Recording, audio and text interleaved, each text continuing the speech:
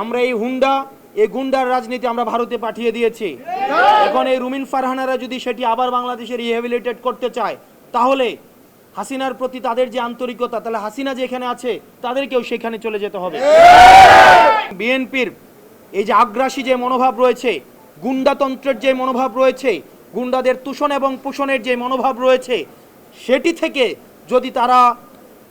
যদি সংস্কার না করে, তাহলে তাদের গণপ্রতিরোধের মুখোমুখি হতে হবে। পুলিশ ভাইরা যারা রয়েছেন, আমরা আপনাদের প্রতি আবেদন জানাবো, আপনারা দয়া করে ক্ষমতামুখী হওয়ার কোনো প্রয়োজন নাই। আপনারা দেখেছেন নির্বাচনের আগের রাতে যে ওসিরা, যে এসপিরা, যে পুলিশরা টাকা খেয়ে নির্বাচন করে দিয়েছে, আমির নির্বাচন করে দিয়েছে, তাদের আজকে পরিণতি কি হয়েছে। আপনারা জনগণের পক্ষে থাকেন, জনগণ আপনাদেরকে বাঁচাবে। কোন রাজনৈতিক দল আপনাদেরকে শেল্টার দিতে পারবে না। যদি জনগণ আপনাদের পাশে থাকে, তাহলে এই হুন্ডা গুন্ডার রাজনীতি বাংলাদেশে আর পুনর্স্থাপিত হবে না। আমরা এই হুন্ডা এই গুন্ডার রাজনীতি আমরা ভারতে পাঠিয়ে দিয়েছি। এখন এই রুমিন ফারহানারা যদি সেটি আবার বাংলাদেশে রিহ্যাবিলিটেট করতে চায়, তাহলে হাসিনার প্রতি তাদের যে আন্তরিকতা, তাহলে হাসিনা যেখানে আছে তাদেরকেও সেখানে চলে যেতে হবে। প্রিয় সাংবাদিক ভাইয়েরা, আমরা এই নির্বাচন কমিশনের বস্তুনিষ্ঠ আচরণ দেখতে চাই। না হয় এই নির্বাচন কমিশন পুনর্গঠনের জন্য এই নির্বাচন কমিশনের আমাদের যে পিক অ্যান্ড চুজ পদ্ধতিতে নির্বাচন কমিশন গঠিত হয়েছে, এই নির্বাচন কমিশনে বিভিন্ন পক্ষের লোক রয়েছে।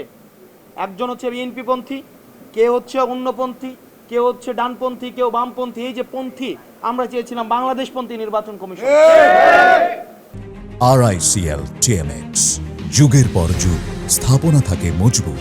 আমরা এই নির্বাচন কমিশনের যে ধরনের অ্যানোমালিজ রয়েছে, আমরা খুব শীঘ্রই আপনাদের সামনে উপস্থাপন করব।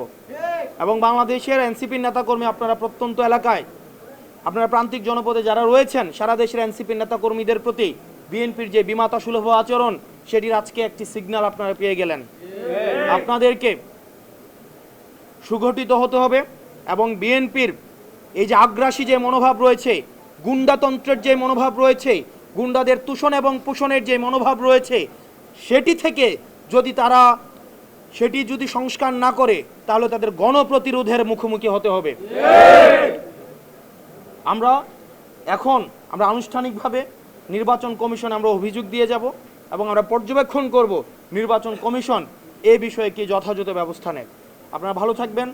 আপনারা যারা এই নির্বাচন কমিশনে যেসব সাংবাদিক রয়েছেন, আপনাদের কৃতজ্ঞতা জানাচ্ছি, ধন্যবাদ জানাচ্ছি।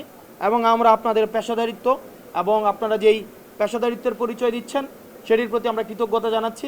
কিন্তু আমরা সেটিও বিশ্বাস করি, আমরা সেটি জানি যে আপনাদের উপরে বিভিন্ন ধরনের প্রেশার দেওয়া হয়, বিভিন্ন হাউজের প্রেশার দেওয়া হয়।